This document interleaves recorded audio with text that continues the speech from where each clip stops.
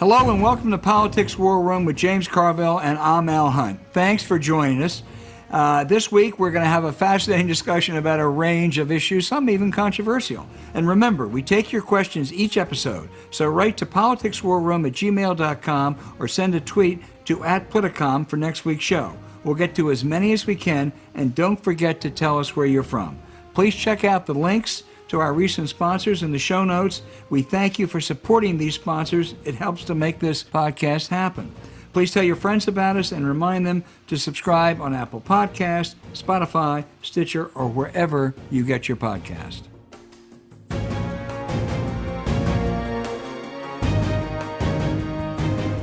Hey, James, there are a bunch of big stories to discuss, infrastructure, some national security issues, but we have to start with Congressman Matt Gaetz, the right-wing loudmouth Trump acolyte who is under investigation by the Justice Department for transporting an underage woman across state lines for sexual purposes.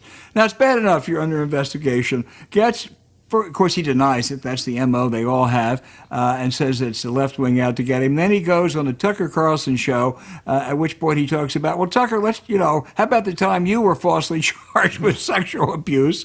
And, you went out with me and my girlfriend one time. Right. Carlson doesn't remember that. But then the best of all, he says, not only was the left wing out to get him, but maybe they were out to get him because he always was so generous to his former girlfriends, paying for their plane tickets and hotel rooms. How unappreciative can they be, James? Well, the first thing is, when you heard this, it was eminently believable. He looks like a perv. Yeah. I mean, it's just not one of these guys you say, I wouldn't believe that about him. I mean, that guy looks, from day one, I said, there's something wrong with that dude. That boy ain't right. And it is so funny in so many ways. I hope nobody got hurt in any of this because I don't want to laugh at something where somebody's a real victim. But as of right now, it's hilarious. Now, where's it going to go, and what's the implications for other people who may be tied up in this? I have no idea where Roger Stone fits into this or where other people may or may not fit into it. One can only speculate and wait as the evidence continues to grow, and it looks like the government is opening an investigation here. And when they open an investigation, people start talking. People subpoena records, and so we're not sure exactly where this is going, but something tells me we're in the second inning here. Yeah, and let's not forget, this investigation was opened when William Barr was Attorney General. So the idea that it's a bunch of left-wingers out to get poor Matt Gaetz is absurd. And I'm not alleging that other members of the Republican caucus engaged in what he's accused of, but he really is a loudmouth right-wing troublemaker who says all kinds and does all kinds of bad things. But James, he's not an outlier in that Republican Party now. No.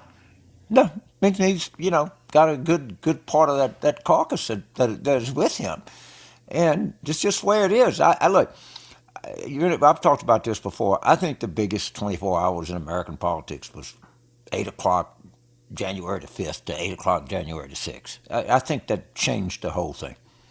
And I think the Republican Party is totally flat-footed now. They don't have any game. They're passing stuff. They don't have talking points. It's just amazing. And it's all cancel culture, borders falling apart, and Biden senile. You don't have to watch Fox. I do. That's all it is all the time. And they don't really have a legislative strategy. They don't have an alternative plan. They don't have anything. They're like Lincoln said of Rosecrans after Chickamauga. He looked like a duck that had been hit on the head. I mean, the whole Republican Party looks like a duck that's been hit on the head. January 5th was, of course, the Georgia election where those two Democrats were elected, and then January 6th was the mob assault in the Capitol. So I think you're right. Those 24 hours were seminal, and they haven't recovered, since then. But, the MO, just sticking with Gaetz for a minute, We ought to get off it quickly, I know. But the who MO. wants to get? Why do we need to get off of it? It's fun. What the hell? Like, let me tell you, our audience, they don't want us to get off of this. Yeah, let's go with it. Let's go. The MO, though, is so familiar. You go and you deny, and you deny, and you deny. You're hearing this, Mr. Trump, and then you go and you say it's the left wing out to get me. It's the enemies. It's the deep state out to get me. And, Gaetz did it. But I'll tell you who else did it, which still just absolutely, infuriates me. Jim Jordan, the other right winger. He was the assistant wrestling coach at Ohio State when there was massive sexual abuse of athletes. That's been well documented. 6 wrestlers said that he knew about it, not that he did it, but he knew about it, and he enabled it. And yet, so far, nothing happens to him because all they do is they lie and they deny. Now, I don't think Matt Gaetz is going to be able to get away with that because when the Department of Justice and the FBI comes after you, lying and denying is a lot harder. Yeah, the Jim Jordan thing is anybody that knew ahead of time. The wrestling team, everybody knows everything. Right. And it's ludicrous. I wonder, in the Matt Gaetz thing, they haven't said anything. I wonder if there's not a significant part of the Republican Party, I don't know this, but I wonder if there's not a significant part of the Republican Party that is not all that upset about children, being involved in this, or young people. I don't know, but they sure don't seem to be very, very outraged by any of this. I mean, yeah, I don't know. I don't know either, but I would kind of Roy Moore, Yeah. I don't know if it was Roy Moore an outlier. Probably so, but it sure does seem a lot of this stuff cropping up around us. We forget Denny Hassett. We act like Denny Hassett never lived. He's the longest-serving Republican speaker in history. And somehow or another, we're worried about the emails. Okay? We don't mention Denny Hassett. Well, in penitentiary, for molesting children. And I didn't remember anybody in the Republican Party being particularly outraged by this. They just let old Denny's gone. And we just never talk about it. And by the way, the Democrats never talk about it. Because we'll think we're collapsing at the border or something like that, of which we're definitely not. But I don't know. One of the great mysteries of this earth is one Dennis Hassett, coach. Yeah, he is, but let's not, he wasn't convicted in a court of anything, but let's not forget Newt Gingrich. I think he pled guilty, didn't he? He was the only speaker, he was the only speaker, he did, he copped the plea and stuff, but he was the only speaker to be sanctioned by the House of Representatives.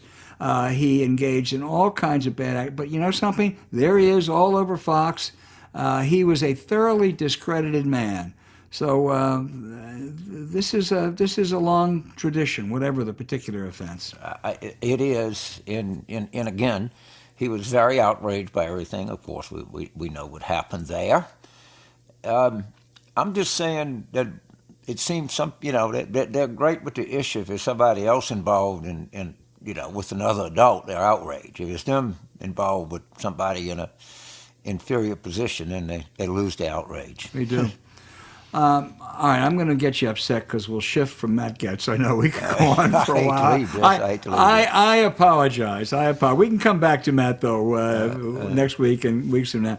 The Biden infrastructure plan, he's going big. He's going bold. I think that's smart. This is really much needed stuff, whether it's roads, bridges, or broadband, or some other stuff he's doing for schools. This is going to be tougher. He's not going to get any Republican cooperation. That's pipe dream. And they're going to try to do it through another reconciliation. A lot of it's necessary, but it's going to be a tougher slog than the COVID relief bill that was passed this month. You're 85. I think you're 85% right about the Republicans. But some people got sitting there and Susan Collins been saying, if I get on this, I could probably get anything I wanted in Maine. If you know what I mean, there's got to be some temptation to say, okay, so we did it in 2010, it worked. We did it in 1994, it worked. I'm not sure, given the 24 hours in early January that we talked about, that this is a comparable situation to 94 and 2010. And by doing nothing, and by the scorched earth, they're going to share all the treasures that you get with a scorched earth policy. But somebody's going to be tempted to say, I'll go in there and I got 5 things I'll do, and I might be able to do something.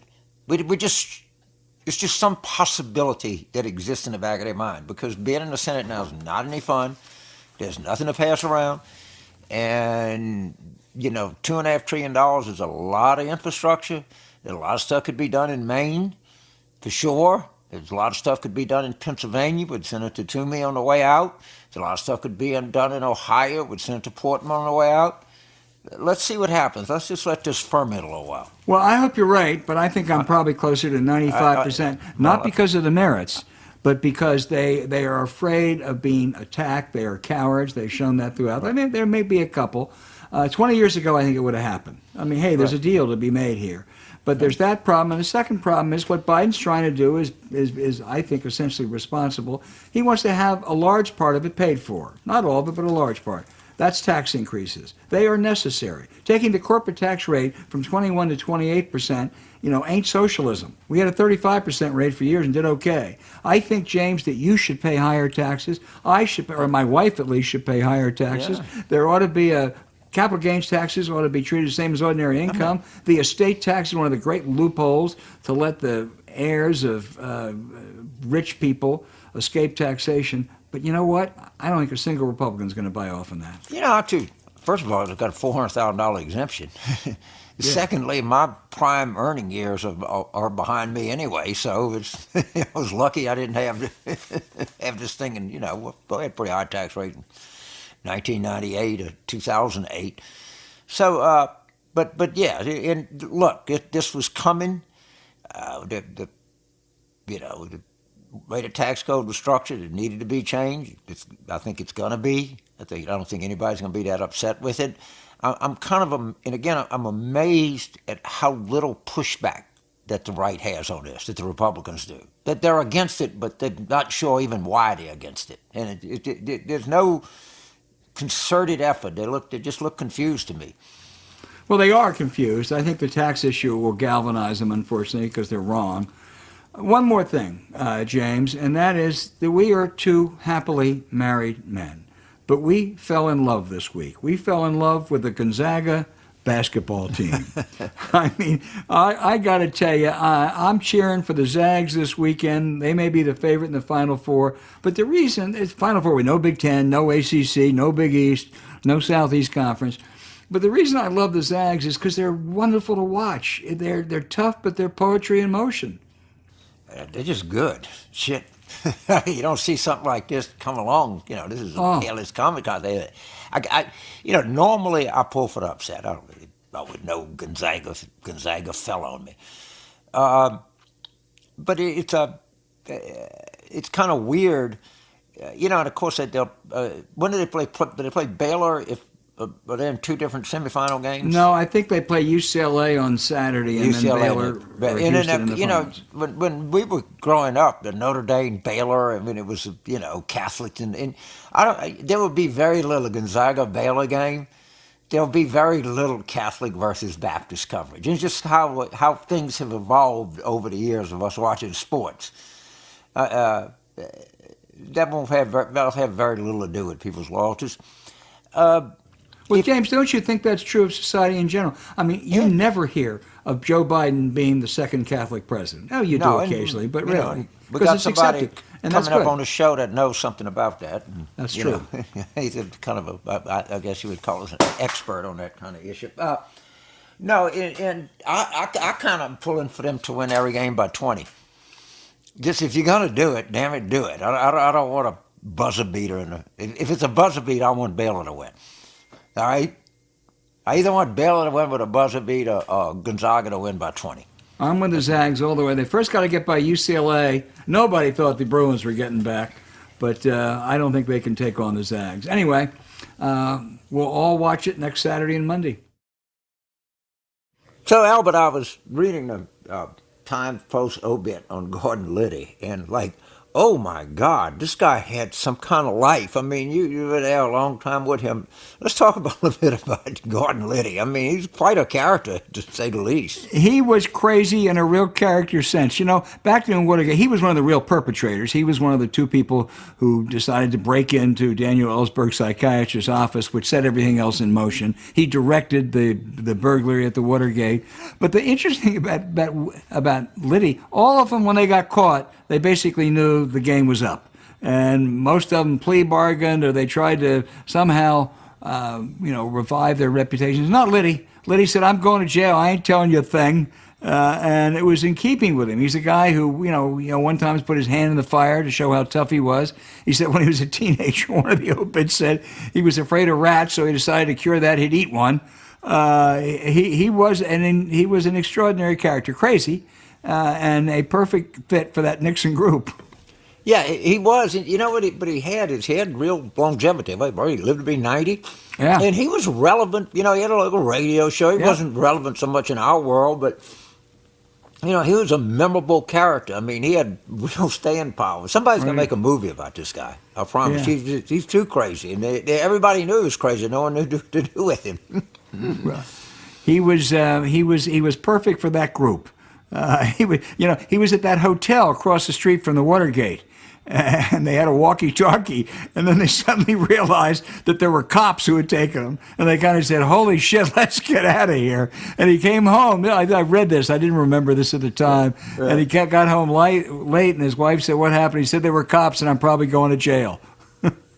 He wasn't a terribly bright man, but he lived on the edge. It just goes to show you don't have to have a high IQ to go somewhere. Wasn't he in the FBI at one time too? I mean, it just everything.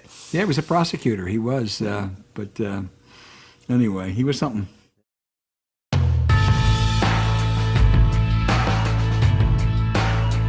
Hey, James, now to one of our favorite segments, the question and answers from those very, very smart listeners out there. First one is from Stacy in St. Louis, but it's very similar to one that Rick in Montreal asked. It's about gun violence. She said, "James, if you were president right now, and you would be younger than the president we have right now, so it would be the youth movement, but if you were, what would be your first action to address mass shootings, and what would be the path that you'd like to see Congress follow or could follow?" I mean, if you did something like you did strict background checks, of course, that would be a good idea. It'd be a sane idea. There's 300 million guns in the United States. I hate to say this, but I think the cat's out of the bag. And there's no way that you're going to get those 300 million guns back. I guess what the stricter background check would do is maybe there was a spur-of-the-moment case where somebody got angry and they wanted to go buy a gun and they were able to do it and then went out and shot somebody. But I don't know how much of I would certainly do it. How good I'd feel about really addressing this problem, I don't know. And I just don't know what's wrong with people. It's just something deeper, and it's just these things. It seems to me like increase. I mean, we've always had. I remember the guy at the University of Texas Tower, Charles Whitman, but these just seem to be happening all the time, and of course they happen with guns because guns do kill people, but the person behind the gun is really, really, really messed up here, and I don't know the answer to it. I'm just well, James, you're right. We have these awful mass shootings, but there's a lot of other gun deaths, suicides. There was a story that just I cried literally when I read the story in the New York Times the other day about this family down in, I think it was Florida, and he kept a gun. He didn't do anything bad with it, and his 14-year-old son, who they thought was perfectly fine, went up one day and knew where the gun was and went in the lock and opened the lock and pulled it out and killed himself. And there's a lot of gun suicide. And if that gun wouldn't have been available to that child, there's a good chance he would have thought the better of it. Yeah, exactly. I mean, when that option, if you get into real kids and people say, "Oh, you like what you're looking at," and fight over a girl, right, and somebody decided to bring a knife, and then when somebody decided to bring a gun, right, if that's your default position, it's not going to end well. And that's the default position too many times in too many incidences in this country and too many places. And we're just going to pay for a long time for lax gun policy, which I don't really think has anything to do with the Second Amendment, but that's me. Nothing at all. Nothing at all. The next question is from Cody in Denver, Colorado. He said he agrees that passing the voting rights preservation bill in Congress is essential, but he asked how vulnerable would the changes be reversed if Republicans retake the majority in both houses? Well, Cody can't do it before 2025 because Joe Biden Democrats going to be president till 2025. I'm sure if they took the majority in the White House, they would try to reverse it. Although when things take hold for a long period of time, as we saw in a different issue with the ACA, it's harder to reverse them. So it's absolutely essential that bill now called S1, maybe they want to modify it some, but to protect those voting rights after the outrageous actions they took in Georgia and are about to take in other states to suppress the vote, particularly among black voters, that has to be passed. Yeah, it does. And it's the single most important thing that we got in front of it. And of course, you're right. In 2025, none of us know for sure how elections are going to turn out. And if they win everything, you're damn right they would repeal it right away because it's the only way they're going to win. The only way they can get power. And they're very frank about it and very blatant about it, what they're doing. And Trump has said, and any number of Republicans said, we can't win unless we limit the franchise. Yeah. I mean, that's their strategy. Their strategy is no longer to convince anybody of anything. Their strategy is to rail up 46% of the country, which are their base, and then stop some measure of the other 54 from voting. And that's their total strategy. There is no Republican strategy to convince anyone of anything. Right. Nothing. No, that's right. There's no effort. There's no nothing. It's all to reinforce what our own people think and to stop other people from exercising the franchise. It's amazing to see this. And to see it executed so obviously, they don't even try to convince anyone. They don't even say that, if people just knew our policies, if we had less taxes and less regulation and we did more, well, family values, they get left off the table. They can't talk about that. I don't know what they can say. Maybe the military, but they're attacking the military. I mean, you didn't know the woke military is the reason that Evergreen ship got stuck, according to Tucker Carlson. Well, that's interesting. You would say that because the next question is from Randy in Guadalajara, Mexico. First, I want to point out Randy has a great aside before we get to Tucker Carlson. He says I'm going to quote him: "That peanut butter magic spoon is shockingly as good as you guys say it is." All right, Yay, Randy, and it's down in Guadalajara. They got some good food in Guadalajara too. I can tell you, he's got a sophisticated palate. He wants to ask you, he said, you used to work with Tucker Carlson on Crossfire. Do you still have any personal relationships with him? And do you think he has aspirations to hold political office? And, quoting Randy, is he as big a prick in person as he is on the show? All right, so I did work with him. He's actually a friend of mine. I don't know what in other people that know him, and everybody's the same thing. He's always been kind of quirky and right-wingy and likes to be, ornery and different.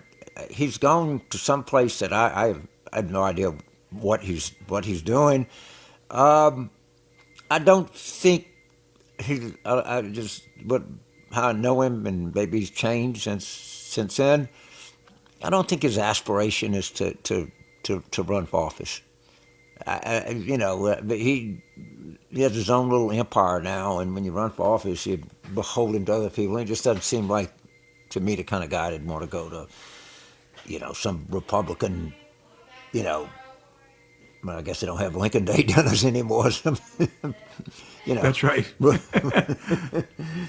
go to a Trump Day dinner, a DeSantis Trump Day dinner. Right. I could be wrong, but I think he's quite pleased with where he is. Well, he's making a lot of money. He's doing well. I find him shameful. I knew him back then not as well as you did, and I thought, he's a right-wing conservative, fine. But, I mean, the racism stuff has really just gotten...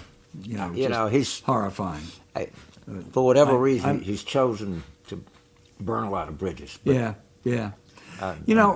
Carl in St. Coral, Coral in St. Paul, Minnesota, praises our guest Ron Brownstein. Boy, Coral, are you right? And he noted, Ron did, that our Constitution was created for a small agriculture country in the 1700s, and now it's a creaky and struggling to deal with the realities of America in 2021. That's really, I think Carl's right. That's an intriguing way to characterize the Constitution. I think it's still a sacred document, but James, it brings up what always used to drive me crazy. The strict constructionist would say, we have to interpret it as it was written. I'm sorry, as it was written is a guide. It's a terrific guide. It may be the best guide ever written, but some of it's not applicable to 2021. Section 230 is not affected by what James Madison wrote back in the 18th century. Well, I mean, what I think most people like talk about is the Second Amendment. I don't think the Second Amendment was put in there, but we could ask people who know a lot more than me, but there's some doubt it was put in there about the individual, was in connection with the militia and what the definition of arms in. Right. It certainly is not equipped to deal with, laser laser weapons or anything else you can have. God knows, not to just mention assault weapons. So I think that's it. Yeah, but a lot of it is still pretty. I mean, the Commerce Clause section is pretty relevant piece of legislation. The 14th Amendment, which wasn't at the creation, but it's the 14th Amendment. First Amendment. One of the great book, first Amendment, and even the searches and seizures. I mean, you got to. It has to evolve, but it's still not a bad concept. Oh, it's a great concept, but you're absolutely right. The key is it has to evolve, and sometimes there are those who stand in that doorway to it evolving. James, this is Ted in Connecticut, right? I'm surprised by this. I don't know. He said he saw Rick Perlstein, who I think of as a pretty good historian, criticize you for saying the GOP's anti-voting measures were a new thing. I don't remember you ever saying anything like that. I don't either, but Rick Perlstein is such a good historian that if he said I said something, I would give great deference to what he said I said as opposed to what I remember I said. But you didn't mean it anyway. What was it that I was attributed to? That Rick well, I don't know. I got to go look it up more. He just said that he criticized you for saying the GOP's anti-voting measures were a new thing. There's all kinds of stuff in that platform where they've called for the expansion of voting rights and different things. I think I don't know if I said it, but I have read that's a fair observation. I do distinctly remember somebody reading old GOP platforms where they talk about people voting. But I certainly had never, whatever it is, I had no. This is on a level like I've never seen before. Yeah. The next, again, I'm going to break our rule because it's from Peggy. And Peggy, it's a good question, but you got to tell us where you're from. That's some fun part. It is. And she said, our great guest about 3-4 weeks ago, Amanda Carpenter, mentioned that Republicans can't win without the approximately 28% who are white supremacists. Where did she get these figures? Are there any stats to help me back this up?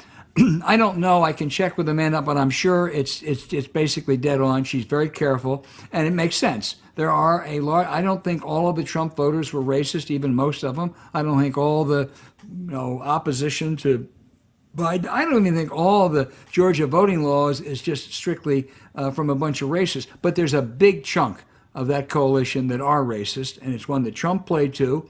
And I think it's very hard for Republicans to put together a winning coalition without paying homage to that, whatever it is, 28, 25, 30% that are white nationalists, basically. She also said, James, that she just finished Kathleen Ballou's book and totally believes it. She talks about how terrific it is. I love these listeners who then go and follow some of these great guests we've had on. Yeah, that is great. And, Kathleen Ballou she's one of our favorite guests we've had on a couple of times. And what's interesting is, and you saw this more than you think on January the 6th, there are a lot of women that are embracing this crazy ass stuff. Right. Right. We even kind of have sexist views as the way we look at people because we think all of them is, some, fat, stupid, guy from wherever. But women played a big part of this, and that was one thing that Dr. Blue was very insistent on pointing out. And and that you got a scholar of this talent that is watching this, it's really refreshing. But boy, this is a problem. And it goes, some of it is that 28% that they can't do without this. Right. I mean, and the coalition is so marginal right now, that they can't win without voter suppression, and they can't win without people who delight in suppressing voters. And I'll leave it at that. No, I think that's absolutely true. James, final question here. It's from Peter in Melbourne, Australia. This is why I love for people, Peggy, I hope you're listening, to tell us where you're from, because we have these really, really smart people around the globe. And Peter in Melbourne, Australia, who obviously follows American politics very closely, is really interested in 2022 Senate elections, and he wants to know, how can we best assure that we nominate the candidates with the best chance to win in a general election? It's an age-old problem, Peter, and I think he's probably talking Pennsylvania, North Carolina, Ohio, Wisconsin, and a couple other places. This has never been true, but I think it was certainly true in 2020, the presidential race. I think winnability is going to be an issue. I think the last thing, if I'm running a Democratic Senate primary and I'm the campaign manager, the last thing I want to see written or talked about my candidate is that they would be a weaker candidate in a general election. I think that voters and Democratic voters, they actually pay attention to that. So if you have your candidate B, and they run a poll in the Philadelphia Inquirer or whatever says that candidate A does ahead of the generic Republican by 4 points and candidate B is behind by 2 points, that story, unlike any time in the past, will drive some voting behavior, which is a significant change in American politics, I think.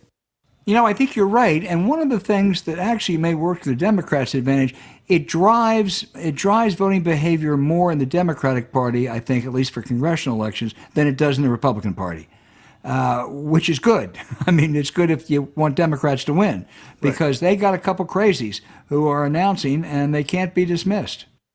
Right. And if you notice when Senator Warren came out for Medicare for all, the voters in Iowa said, "Well, we're probably for it, but we think it's going to hurt you."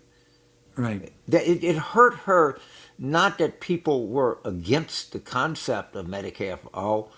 It hurt her because people thought it was a losing political issue.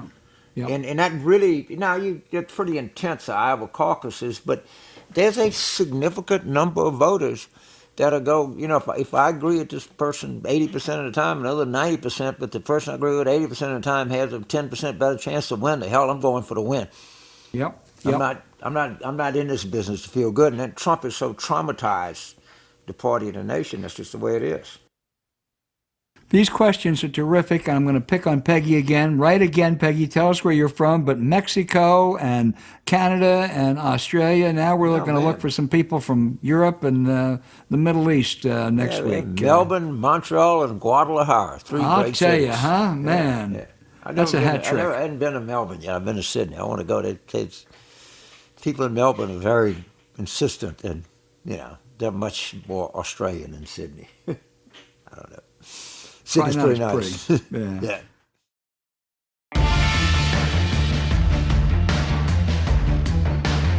Okay, James, for the outrage, there's so many to do this week. I want to start off by saying the Biden foreign policy team has done a pretty good job, I think a very good job, in balancing human rights with economic policy and security in their foreign policy. An exception was when, following the U.S. intelligence conclusion that the Saudi Arabian crown prince directed the assassination of Washington Post columnist Jamal Khashoggi, we should have taken sanctions against him, should have banned him from coming to the United States. We didn't.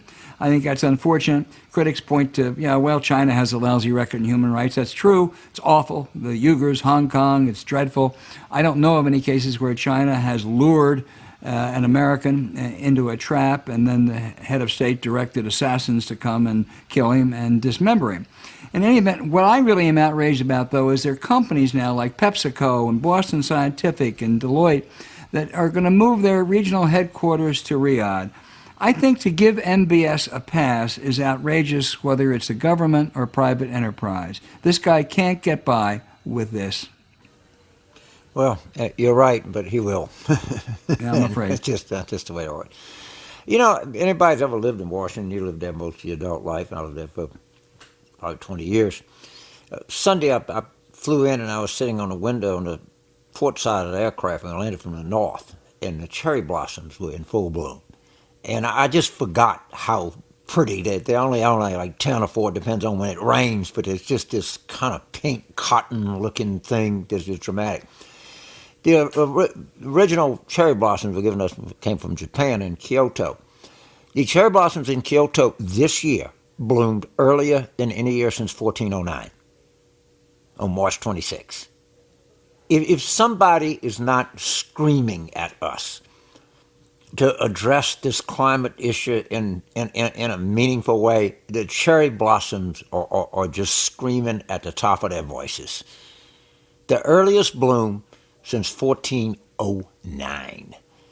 And we're going to be seeing this stuff again and again around the world. So just something that is that pretty, that this glorious thing in nature that I just forgot. I was just transfixed. I couldn't believe how really pretty they were. But the cherry blossoms speak to us, and they spoke to us in Kyoto, Japan this year. Boy, that's a really, really telling outrage.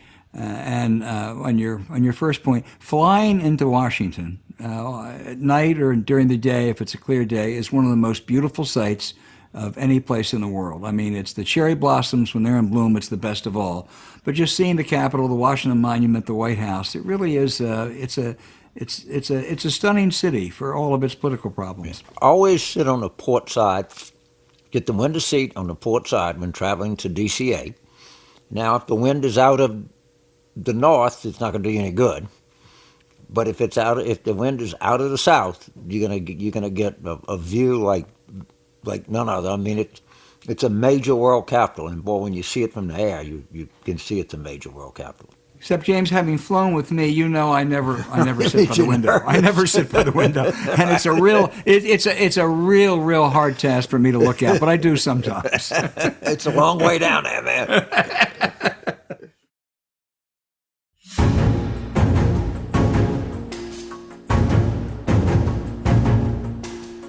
Hey, thanks for listening to Politics War Room with James Carville, and I'm Al Hunt.